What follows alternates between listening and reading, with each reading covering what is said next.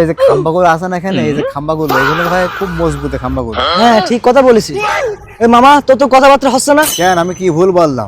তুই জিনিসটার খাম্বা বলে তুই আমার দলের এলে তুই ছোট করতে চাইছিস। খাম্বাকে তো খাম্বাই বলবেন, খাম্বা ছাড়া কি বলবেন? না এটা বলা যাবে না। আমি দেখেছি তোরা এমনি আমার দলের খুব ছোট করে কথা বলিস। আচ্ছা যা, ঠিক আছে, বললাম না।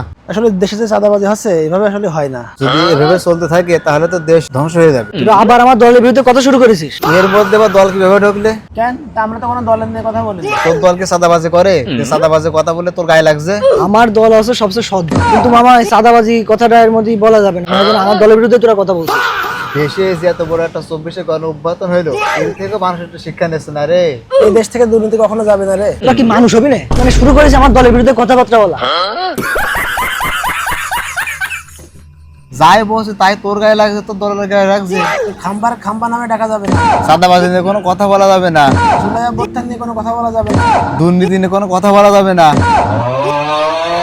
আর তুই বল কোনটা বলা যাবে কোনটা বলা যাবে না। কিছু বুঝি রে মামা।